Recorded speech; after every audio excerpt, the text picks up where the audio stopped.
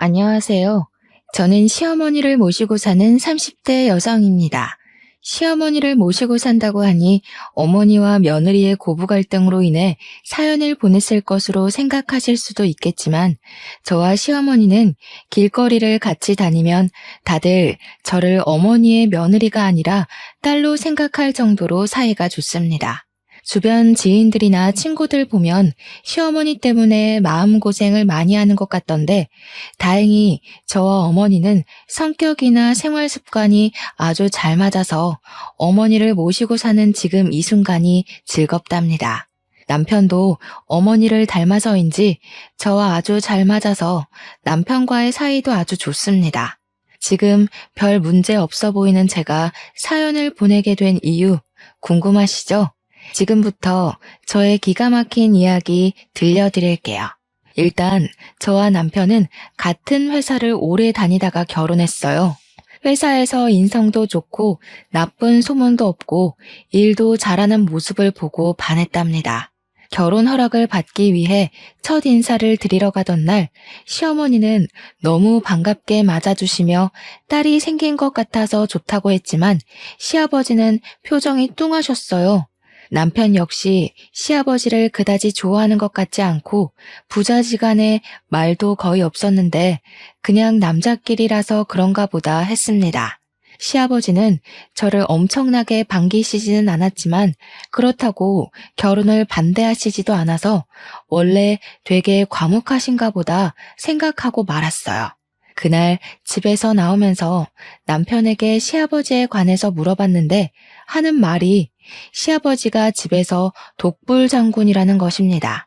시어머니는 너무 심성이 착하셔서 결혼 초부터 시아버지가 뭐라고 하면 말 한마디도 못하셨다고 해요. 심지어 남편 어릴 때는 시아버지가 시어머니를 때리기도 했다고 합니다.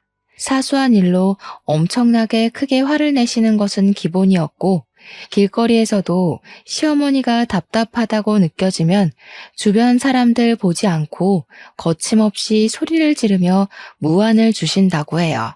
남편의 말로는 시아버지가 시어머니를 그야말로 개무시를 해왔다고 합니다.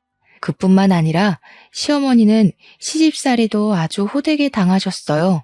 시할머니를 모시고 살면서 새벽부터 아침상을 차려내야 했고 조금이라도 늦어지면 엄청난 욕설을 퍼부으셨대요. 매일 집안일에 농사일까지 하느라 허리 한번 펼 겨를이 없으셨고 그래서 지금은 허리 디스크로 엄청나게 고생하고 계세요. 그렇게 시집살이를 당해도 시아버지는 시어머니를 단 한 번도 제대로 챙겨준 적이 없었고 오히려 시할머니 편에 서서 같이 구박했습니다. 같은 여자로서 시어머니가 살아온 모습을 생각하니 너무 안타까운 생각이 들었고 집에서 딸이 생긴 것 같다고 하신 말씀이 가슴에 박혀 잊히지 않았어요. 저는 그날 빨리 남편과 결혼해서 시어머니의 진짜 딸이 되고 싶다는 생각이 들었습니다. 상견례를 하는 날 시아버지는 여전히 표정이 뚱했지만 저를 대놓고 반대하시는 것도 아니었어요. 이전에 남편에게 시아버지의 과거에 관한 이야기를 들어서인지 첫인사 때는 시아버지가 그저 과묵하다고만 생각했는데 이번에는 시아버지의 인상이 왠지 안 좋아 보였습니다. 상견례를 하는 동안 시아버지는 금전적인 도움을 기대하지 말라는 말씀 딱 한마디만 하셨어요. 서로 주거나 받지 말고 결혼식만 올리고 알아서 살라고 하셨습니다. 어차피 저도 남편도 부모님의 도움 없이 우리끼리 결혼하려고 했고 지금 제 이름으로 된 오피스텔이 있어서 거기서 신혼살림을 차리려고 했기에 아버지의 말씀에 불만은 없었어요.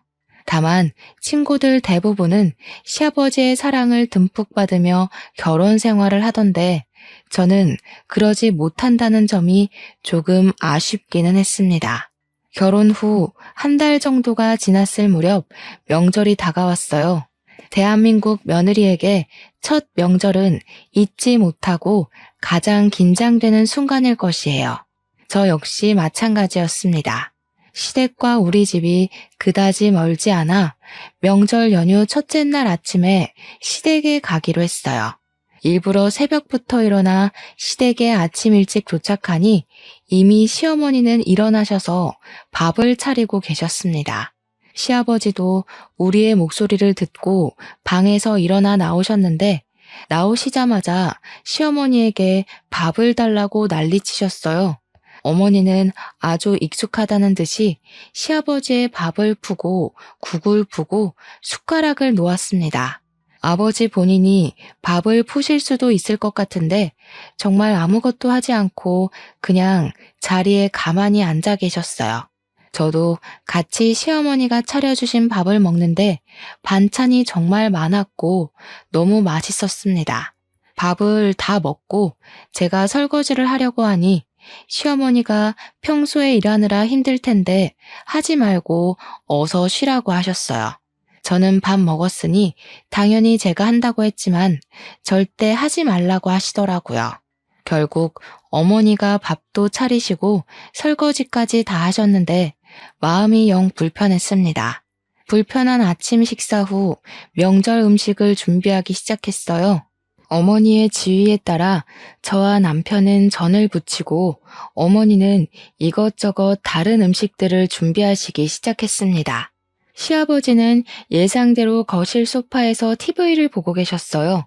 그냥 보기만 하면 좋은데 중간중간에 시어머니께 물 가져다 달라, 과일 달라고 시키시고 시어머니는 시아버지의 말에 아무 말 없이 가져오라는 것들을 가져오고 계셨습니다. 지금 음식 준비 자체도 정말 바쁘실 텐데 시아버지의 잔심부름까지 하시는 어머니의 모습을 보니 참 힘들어 보이셨어요.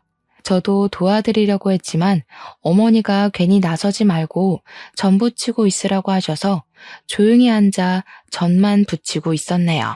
그렇게 한참 뒤 누군가가 시댁의 문을 열어서 나가보니 앞집에 사시는 할머니셨습니다.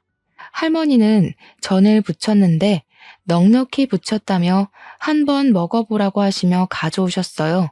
시어머니는 부엌에서 음식을 하시다가 잠깐 화장실에 가신 상태였고 시아버지는 반갑게 인사를 하며 어서 들어오라고 하셨습니다.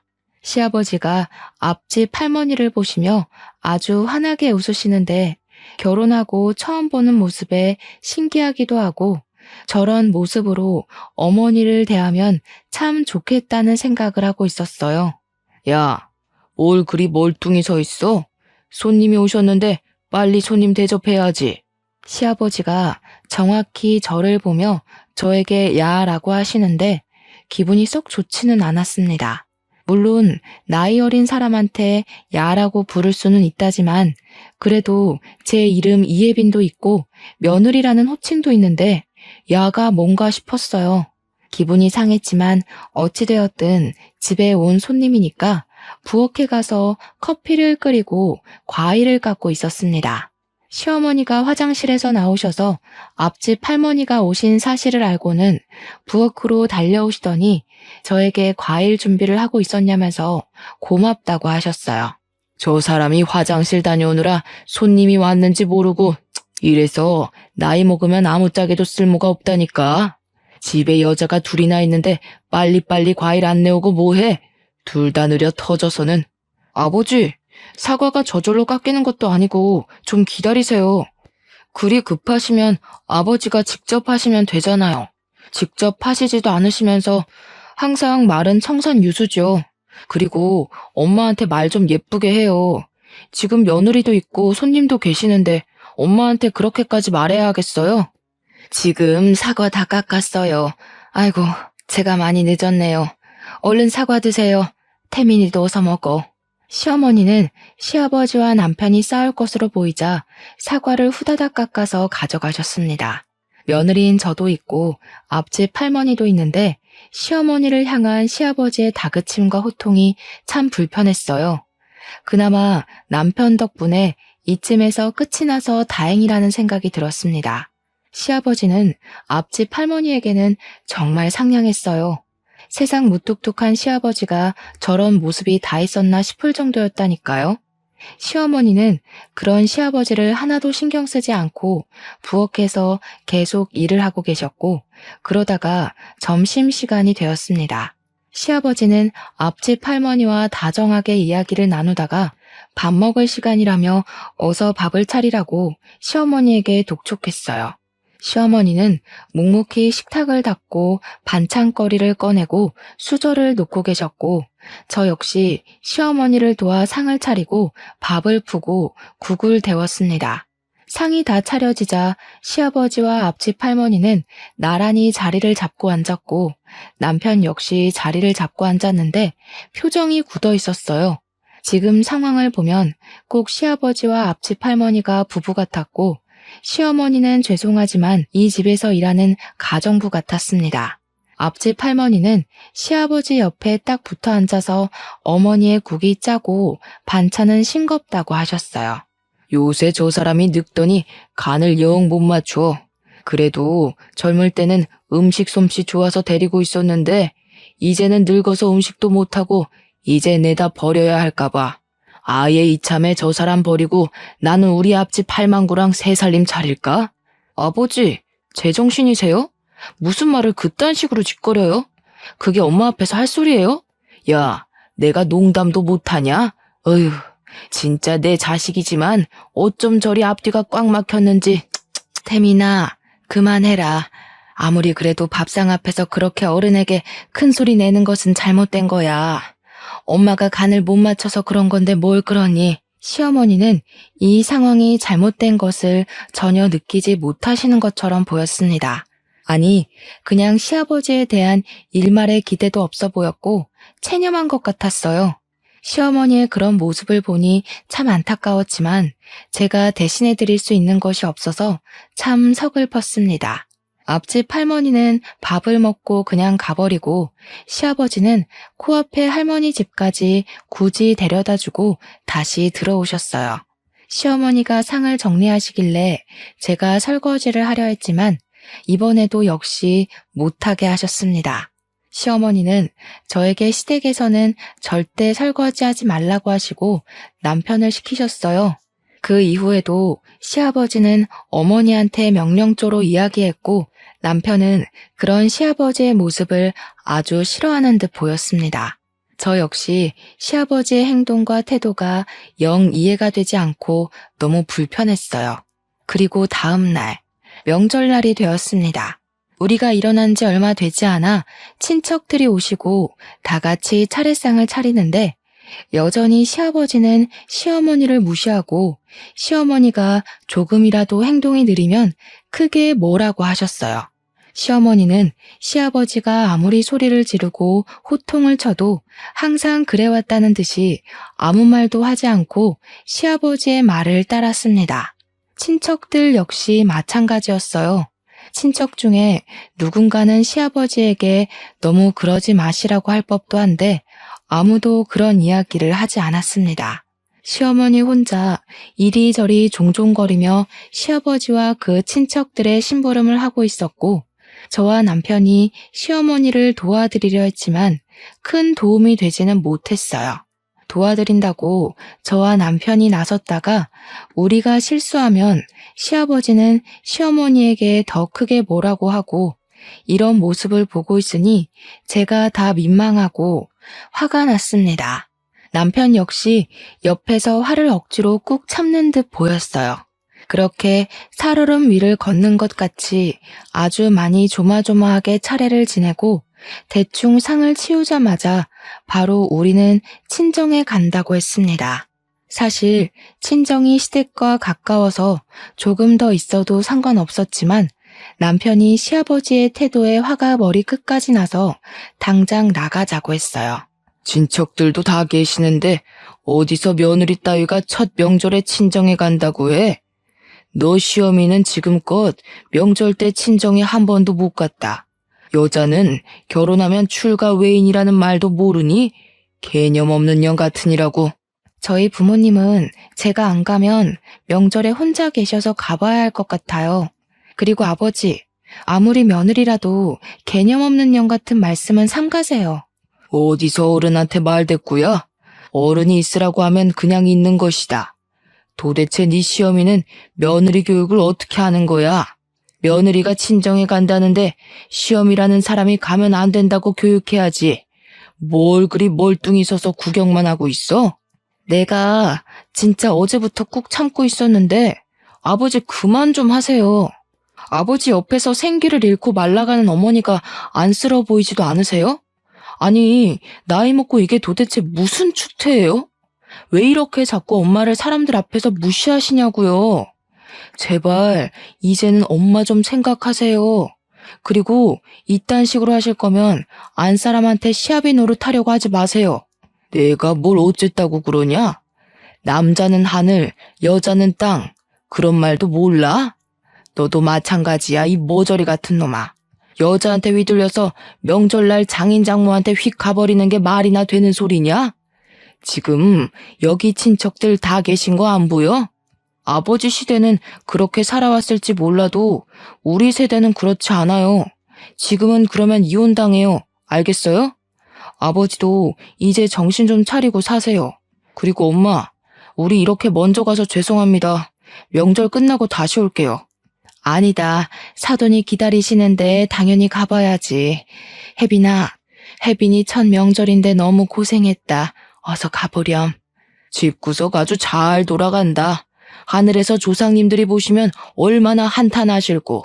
어휴, 멍청한 저 여편네가 자기를 닮을 멍청한 며느리를 들였구먼. 쯧쯧. 너 친정 가지 마. 가면 진짜 손모가지 부숴버린다. 시아버지는 제가 친정에 가지 못하도록 붙잡았지만 남편이 제 손을 붙잡고 시댁에서 나왔습니다. 저는 시댁에서 나오면서도 어머니가 걱정되었고 마음이 참 불편했어요. 남편은 제게 이런 모습 보여줘서 미안하다고 했지만 저는 남편도 너무 안쓰러워 보였습니다. 제가 본 시아버지의 모습은 그야말로 천상천하 유아독존의 아나무인이었어요. 그런 아버지에게 사랑하는 엄마가 당하는 모습을 보며 자라는 남편은 얼마나 힘들었을지 상상이 가지 않았습니다. 이런 말을 남편에게 하니 남편은 자신의 마음을 알아줘서 너무 고맙다고 했어요. 저는 남편에게 어머니의 진짜 딸이 되고 싶다고 했고 남편은 제 말에 눈물까지 글썽이더라고요. 항상 저에게는 최고의 남자였는데 그날만큼은 남편이 참 작아 보였고 꼭 안아주고 싶었습니다. 이렇게 긴장되었던 시댁에서의 첫 명절이 마무리되었어요. 명절이 지나고 나서 저는 종종 시부모님께 안부 전화를 드렸습니다. 시어머니는 회사 생활하느라 바쁠 텐데 굳이 안부 전화하지 않아도 된다며 무소식이 희소식이니 그저 너희끼리 잘 살라고 하셨어요. 반면에 시아버지는 일주일에 한 번씩 전화하는데도 왜 한 번밖에 전화하지 않냐고 매일 전화하라고 하셨습니다. 그리고 전화 끊기 전에 꼭 하시는 이야기가 여자는 바깥일 하면 안 된다며 빨리 회사 관두고 집에서 살림이나 하라고 하셨어요. 여자가 밖에 나돌면 집안이 망한다고 하면서요. 명절 때 시아버지의 성격이 보통이 아님을 봐서 그냥 그러려니 하고 남편은 시어머니와는 종종 연락하는 것 같았지만 시아버지와는 아예 연락하지 않고 지냈어요. 그렇게 2달 정도가 흘렀습니다. 저는 회사 업무 특성상 일주일에 2번 정도는 거래처 미팅을 해요. 그날도 역시 거래처와 미팅을 하고 회사로 복귀하는데 시아버지가 누군가와 함께 식당에서 밥을 먹고 계시더라고요. 친구와 식사를 하시나 하고 자세히 보니 시아버지 앞에 웬 여자가 앉아 있었어요. 한눈에 딱 보아도 시아버지보다 꽤 어려 보였는데 시아버지가 음식을 먹다가 입에 뭘 묻히자 그 여자는 손으로 직접 닦아주고 있었습니다. 직접 식당으로 들어가서 이게 무슨 상황인지 확인해보고 싶었지만 운전 중이었고 빨리 회사로 들어가야 하는 상황이라 일단 사진만 찍어두었어요. 그리고 그날 저녁 퇴근 후 남편에게 사진을 보여주며 혹시 이 여자가 누군지 아느냐고 물었습니다. 남편은 모르는 사람인데 왜 그러냐고 하길래 아까 회사로 복귀하면서 봤던 장면들을 남편에게 이야기했어요. 남편은 일단 무슨 상황인지 한번 알아보겠다고 했습니다. 며칠 후, 금요일이 되었어요. 그날은 저녁에 친구들과 모임이 있어서 퇴근 후 남편은 먼저 집으로 들어가고 저는 시내로 향했습니다. 친구들도 다들 회사원이라 퇴근하고 모이니 저녁 7시가 되었더라고요. 우리는 원래 자주 가던 고깃집으로 들어갔는데 그곳에 시아버지와 그때 본 여자가 있었어요. 나는 바로 시아버지에게로 가서 인사를 한 후 이분은 누구시냐고 물어보았습니다. 시부는 아주 당당하게 애인이라고 하는데 아무 거리낌 없이 이야기하셔서 순간 제가 잘못 들은 줄 알았어요. 그래서 다시 물었습니다. 젊은 게 귀가 먹었나? 애인이라고 애인. 애인 몰라? 진짜 애인이요? 어머니는 어쩌시고 애인이세요? 어머니도 이 사실 아세요? 알든 말든 내가 무슨 상관이야? 그리고 지금까지 그 고리타분하고 멍청한 여자랑 살면 됐지. 내 노후까지 그년이랑 같이 살아야 해? 저는 이 상황이 너무 당황스러운데요. 어떻게 아버지가 어머니한테 그러실 수가 있으세요? 저 사실 남편에게 과거에 아버지가 어머니한테 어떻게 하셨는지 다 들었어요. 그런 어머니를 어떻게 이렇게 배신하세요? 어머니의 마음은 생각해보지 않으셨어요? 너도 태민이를 닮아서 아주 앞뒤가 꽉 막혔구나. 얘야, 요새같이 급변하는 시대에는 말이다. 조강지처가 있어도 다른 여자를 볼 수도 있는 법이란다. 오피스 와이프인가 그런 말도 있잖아. 너도 그냥 이 사람 나의 오피스 와이프라고 생각해라. 너도 그 말 알지? 오피스 와이프.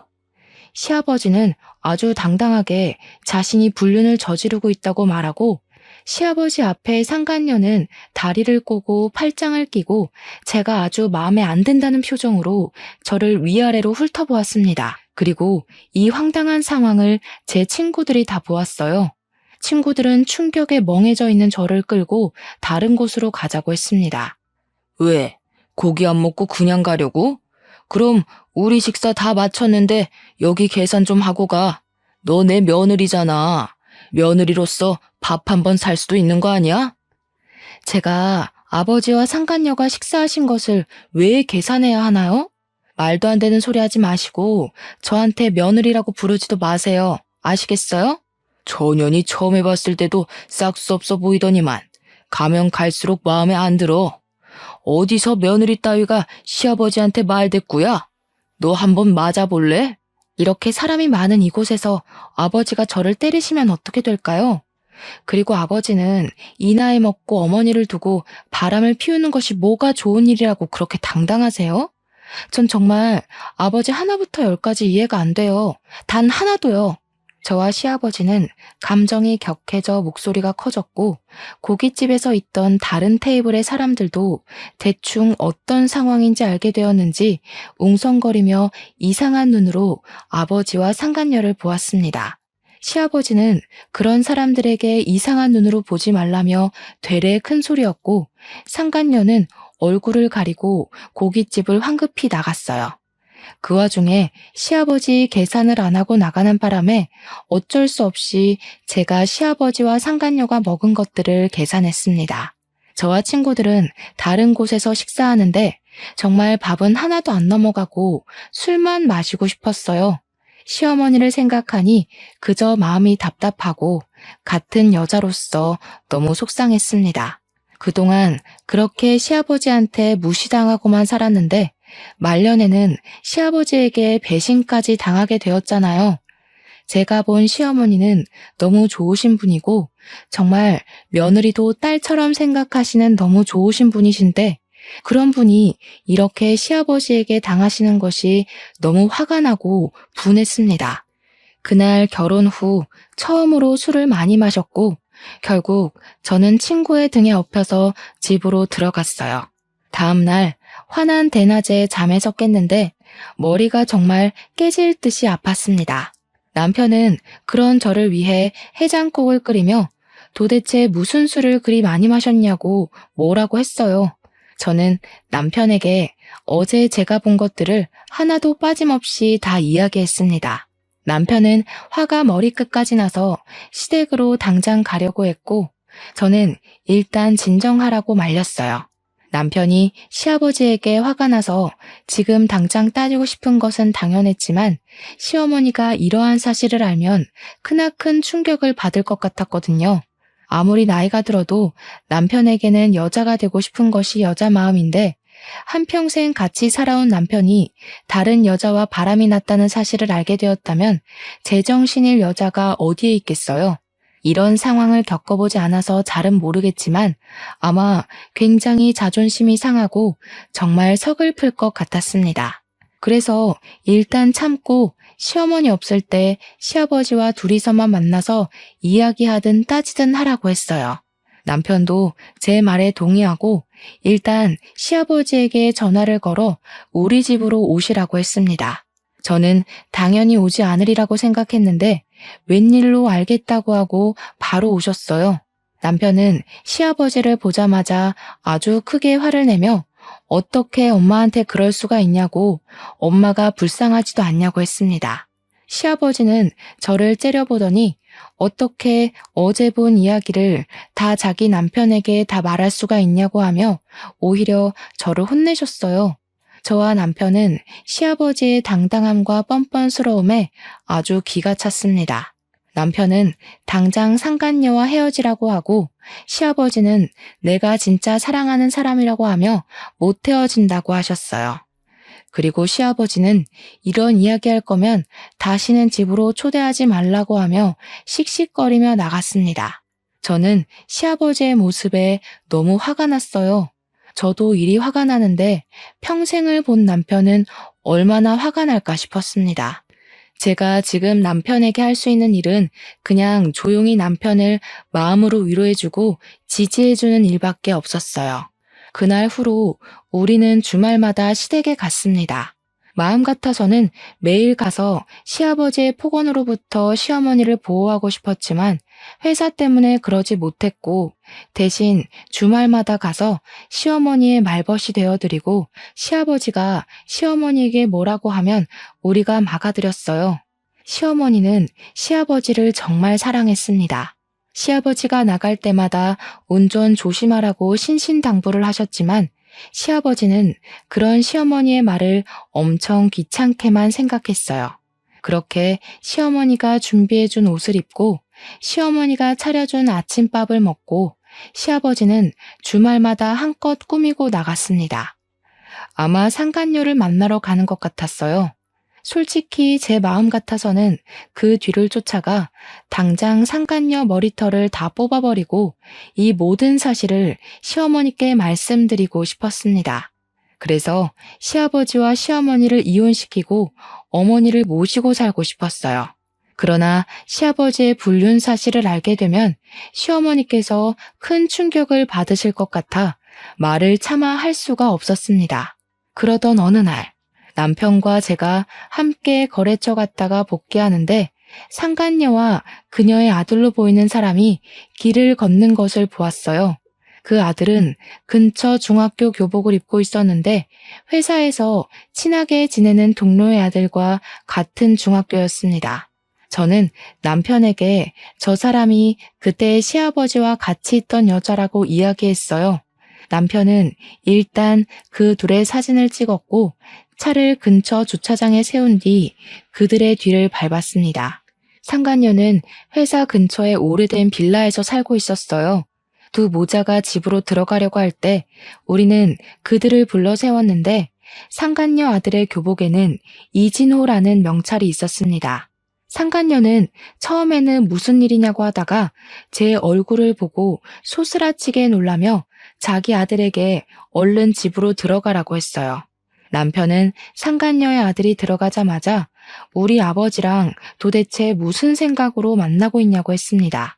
상간녀는 저번에 고깃집에서 만날 때는 다리 꼬고 팔짱 끼고 아주 거만한 자세로 있더니 이번에는 자기 아들이 있어서 그런지 쩔쩔매는 모습이었어요.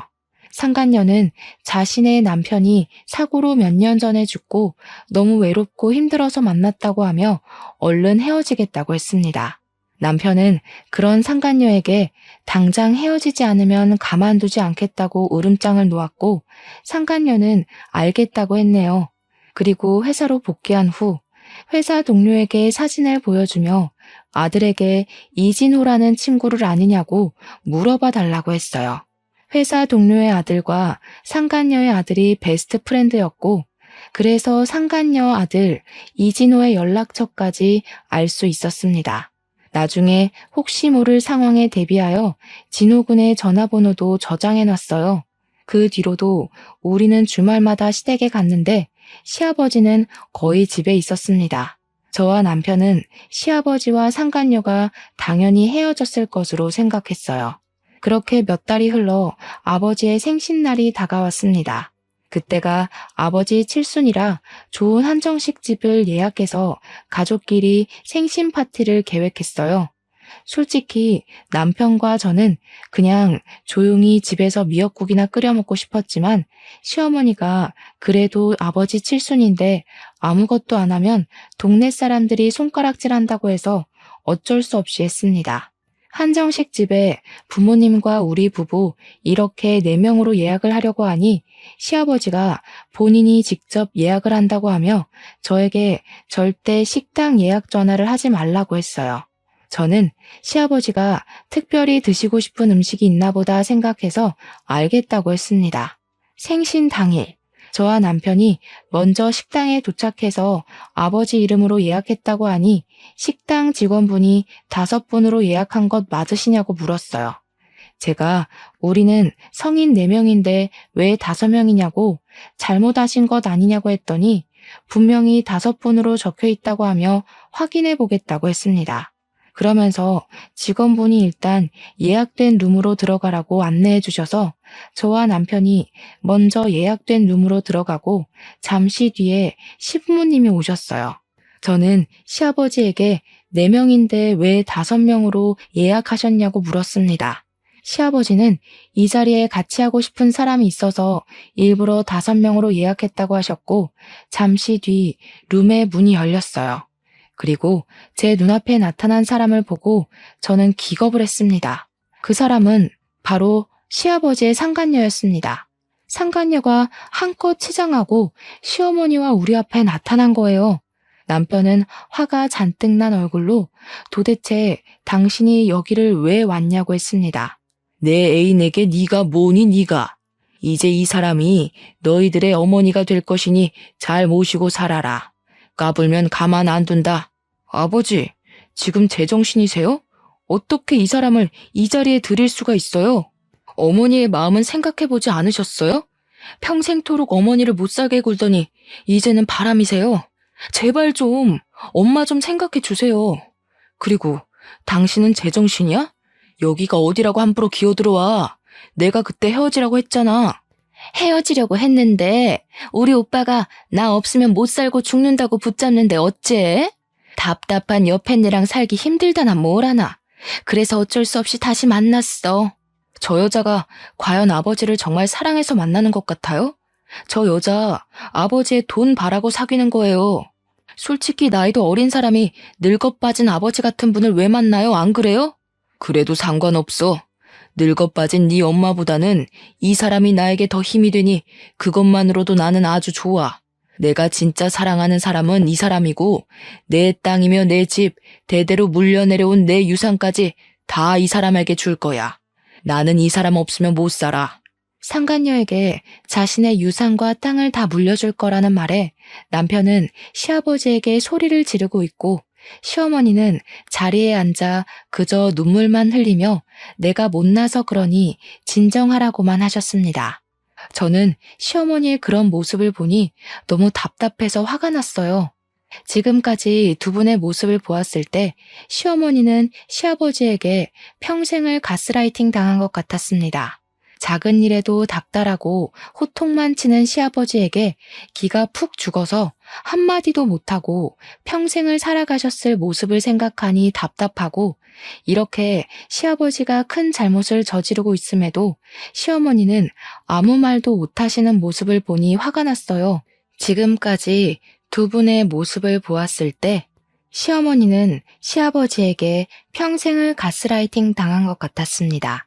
작은 일에도 닥달하고 호통만 치는 시아버지에게 기가 푹 죽어서 한마디도 못하고 평생을 살아가셨을 모습을 생각하니 답답하고, 이렇게 시아버지가 큰 잘못을 저지르고 있음에도 시어머니는 아무 말도 못하시는 모습을 보니 화가 났어요. 시어머니는 시아버지에게 평생토록 헌신했는데 시아버지는 그런 시어머니를 헌신짝처럼 대하고 있었습니다. 시어머니의 눈물을 보면서 시아버지와 상간녀를 가만두면 안 되겠다고 생각했어요. 저는 분노에 눈이 뒤집혀서 상간녀의 머리채를 잡았습니다. 상간녀는 저에게 욕을 하며 주먹질을 해댔지만 절대 그 머리카락을 놓치지 않았어요. 그런 모습을 본 남편은 저번에 길거리에서 찍었던 아들의 사진을 보여주며 당장 아들에게 이 사실을 말하겠다고 했습니다. 그리고 저번에 저장해뒀던 상간녀 아들의 번호를 불러주며 당장 전화하겠다고 협박했어요.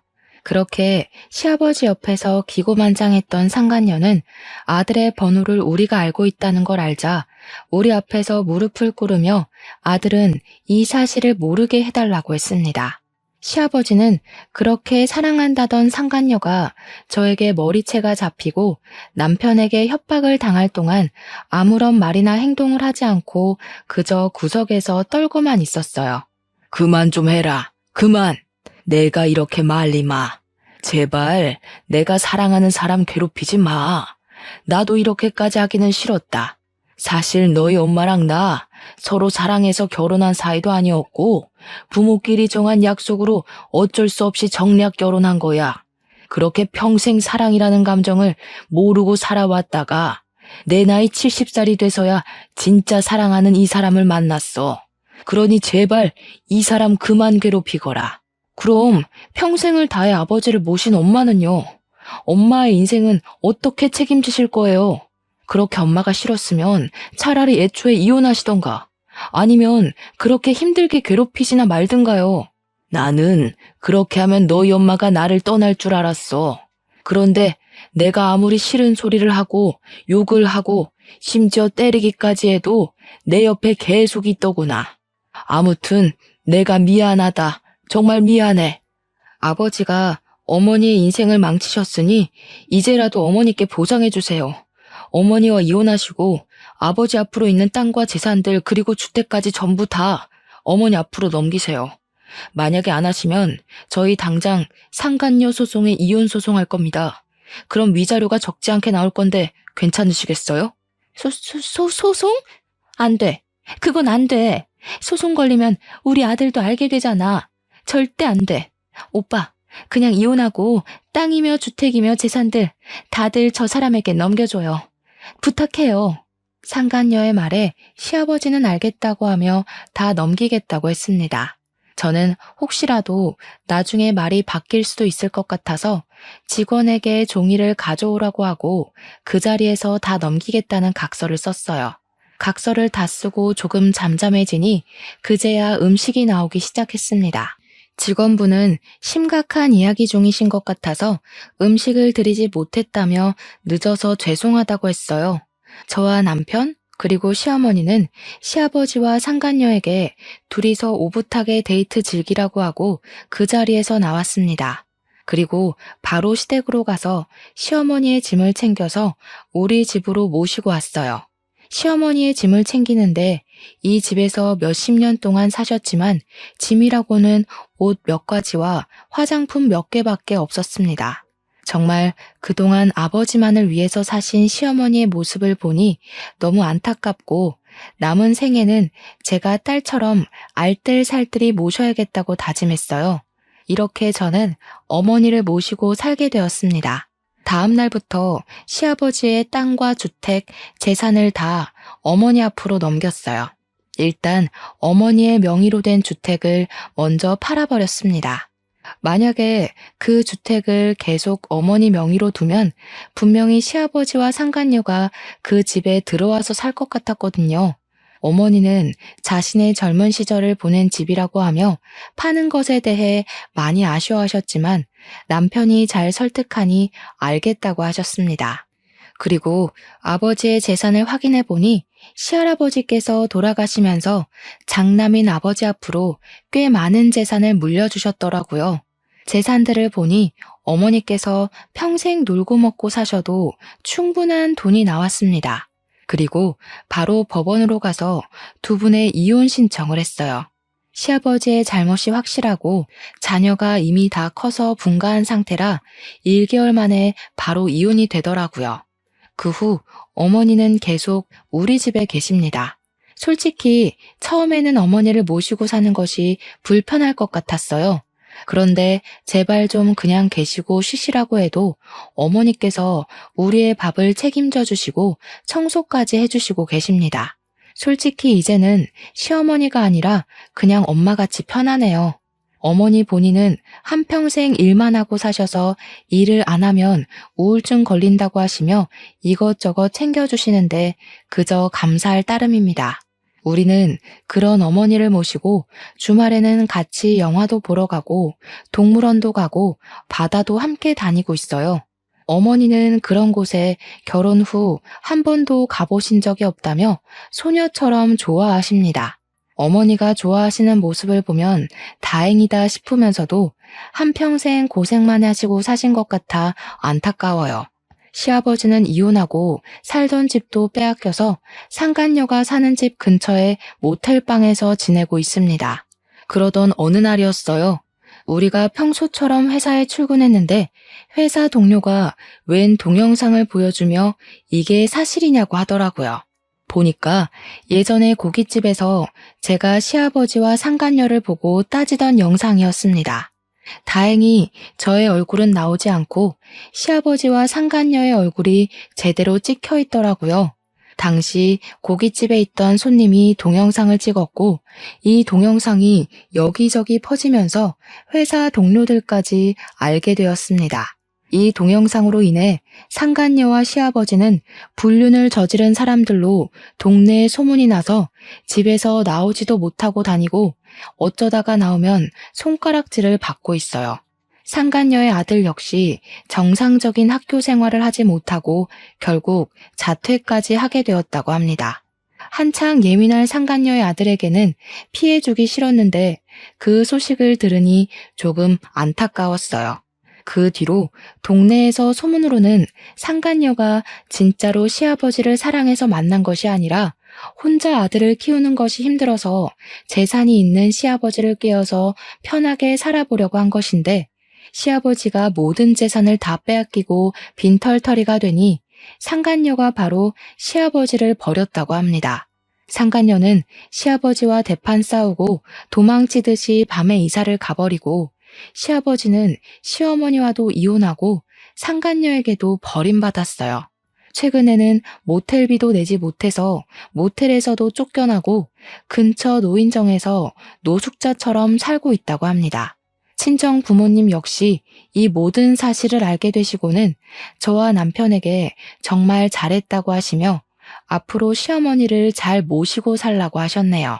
이렇게 평생토록 시어머니를 무시했던 시아버지는 말년에 거지꼴이 되었고 시아버지를 모시고 살던 시어머니는 이제 우리와 함께 편안한 말년을 보내고 계십니다. 어제는 시어머니가 저의 손을 잡으며 남편 복은 없어도 며느리 복은 있는가 보다고 하시며 요새는 이전과 다르게 잠도 푹 잘 자고 몸도 한결 좋아졌다며 너무 고맙다고 하셨어요. 저 역시 시어머니의 손을 꼭 잡고 저는 이렇게 좋은 시어머니를 만나서 복받은 사람이라고 했습니다. 어머니와 나는 손을 붙잡고 마주보다가 왠지 모르게 갑자기 울컥해서는 눈물을 흘렸어요. 그 모습을 본 남편은 왜 둘이 손을 붙잡고 울고 있냐고 했지만 남편 역시 눈에 눈물이 그렁그렁했습니다. 우리 셋은 손을 잡고 눈물을 흘리며 앞으로 남은 인생들 행복하게 살아보자고 다짐했네요. 시아버지와 시어머니를 보니 인과응보라는 사자성어가 생각납니다. 사실 그동안 나쁜 짓을 저지른 사람이 불행해지는 경우를 거의 본 적이 없는 것 같아서 정말 이 말이 맞을까 싶었는데 이번에 나쁜 짓을 저지르면 언젠가는 벌 받는다는 사실을 정말 크게 느꼈어요. 시아버지가 그렇게 천상천하 유아독존으로 시어머니를 무시하고 살았는데 말년에 노숙자가 될 줄은 상상이나 했겠습니까? 그리고 시어머니 역시 그동안 자신의 의견, 생각 하나 말하지 못하고 처참히 정신적으로 밟히며 살았는데 이렇게 시아버지의 소나기에서 벗어나 마음 편히 사실 줄은 누가 알았겠고요. 저는 이 일로 인과응보라는 말을 마음에 깊이 새기며 앞으로 좋은 일만 하며 살아야겠다고 생각했네요. 여기까지가 얼마 전에 제가 겪은 기가 막힌 이야기입니다. 앞으로는 평생 고생하신 시어머니를 극진히 모시며 빨리 손주도 보여드리고 아주 행복하게 살아보려고요. 저의 긴 이야기 들어주셔서 감사합니다.